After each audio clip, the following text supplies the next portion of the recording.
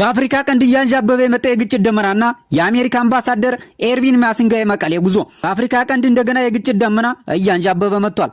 የዓለም ሀያላን ሀገራት ትኩረት ወደዚህ ስትራቴጂካዊ ቀጠና ፊቱን ያዞረ ይመስላል። ይህን ተከትሎ በኢትዮጵያ የአሜሪካ አምባሳደር ኤርቪን ማሲንጋ በትናንትናው ዕለት ወደ መቀሌ በማቅናት ሊያደርጉት ታቅዶ የነበረው ውይይት በድንገት ተሰርዞ ወደ ዛሬ አርብ መዘዋሩን ከዲፕሎማቶች የወጣ መረጃ ያመለክታል። የመጀመሪያው ጉዞ የተሰረዘው ህወሓት ሊፈጠር ለሚችል የጸጥታ ችግር ኃላፊነት መውሰድ አልችልም በማለቱ ምክንያት እንደሆነ ተሰምቷል። አንዳንድ ምንጮች እንደሚሉት ከሆነ ደግሞ ህወሓት አምባሳደሩ ከጀነራል ታደሰ ወረደ ጋር የሚያደርጉት ግንኙነት ለእርሱ የፖለቲካ ተቀባይነት ሊያሳጣኝ ይችላል በሚል ስጋት ነው። ህወሓት ይህንን እርምጃ የወሰደው በቅርቡ በአሜሪካ የተጣለውን የቪዛ እገዳ በመቃወም የተሰጠ የፖለቲካ ምላሽ ነው የሚሉም አልጠፉም። እስካሁን ድረስ በአሜሪካ ኤምባሲም ሆነ በህወሓት በኩል ስለ ጉዳዩ በይፋ የተባለ ነገር የለም። ይህ ጉዞ በኢትዮጵያና በትግራይ ክልል አሁን ላይ ያለው የፖለቲካ አዝማሚያ ሊያስከትል የሚችለውን አደጋ ለመቀነስ እንዲሁም በቀጠናው እየተስተዋለ ያለውን ትኩሳት ለማቀዝቀዝ ያለመ ይመስላል።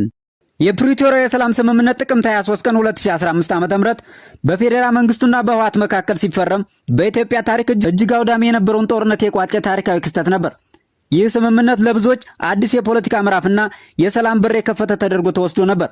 ሆኖም ከስምምነቱ ማግስት ጀምሮ በሁለቱ ወገኖች መካከል ያለው ግንኙነት ከስምምነት ይልቅ መካሰስ የበዛበት የፖለቲካ ዙሪት ውስጥ ገብቶ ቆይቷል። ምንም እንኳን አልፎ አልፎ ተስፋ ሰጪ የሰላም ጭላንጭሎች ቢታዩበትም አሁን ላይ እየተስተዋሉ ያሉ የቃላት ጦርነቶች፣ የእልህ አስጨራሽ የፖለቲካ ውንጀላዎችና እርስ በርስ የሚጋጩ መግለጫዎች ግን ነገሮች ወደ መልካም እያመሩ እንዳልሆነ ማሳያ ናቸው። በአሁኑ ወቅት መሬት ላይ እየታየ ያለው እውነታ ሁለቱ ፈራሚ አካላት ከዘላቂ ሰላም ይልቅ ወደ አዲስ ግጭት ለማምራት ዳግም እየተንደረደሩና የጦርነት ዝግጅት እያደረጉ ይመስላል።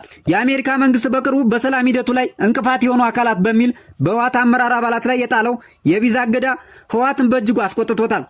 ህወሓት እርምጃውን ፍትሐዊ ያልሆነና ለአንድ ወገን ያደላ በማለት አጣጥሎታል። በዚህ መካከል ወደ መቀሌ ሊያቀና ነው የተባለው የአሜሪካ ልዑካን ቡድን ዋና ዓላማ ህወሓት የፖለቲካ አካሄዱን በአስቸኳይ እንዲያስተካክልና ለቀጠናው ሰላምና መረጋጋት በሩን ክፍት እንዲያደርግ የመጨረሻ ምክር ለመስጠት ታስቦ እንደሆነ የወጡ መረጃዎች ያመለክታሉ። ህወሓት የወቅቱን የፖለቲካ አቋምና አካሄድ ካላስተካከለ ከቪዛ እገዳ በተጨማሪ ጠንካራ ማዕቀቦች በአመራሮቹ ላይ በተከታታይ ሊጣሉ እንደሚችሉ ምልክቶች እየታዩ ነው። ይሁን እንጂ አሜሪካ በዚህ ውስብስብና ውጥረት በበዛበት ቀንድ ከግጭት ይልቅ ወደ ዘላቂ ሰላምና መረጋጋት እንዲያመራ እንደምትፈልግ በየጊዜው ከምታወጣቸው መረጃዎች መረዳት አያዳግትም። በተለይ ቀይ ባህር ለዓለም አቀፍ የንግድ መስመርና ለጸጥታው ዘርፍ ያለው ስትራቴጂካዊ ጠቀሜታ እጅግ ከፍተኛ በመሆኑ ዋሽንግተን የዚህን ቀጠና የፖለቲካ ትኩሳት እንደማትፈልገውና በቅርብ ርቀት እንደምትከታተለው አንዱ ማሳያ ነው።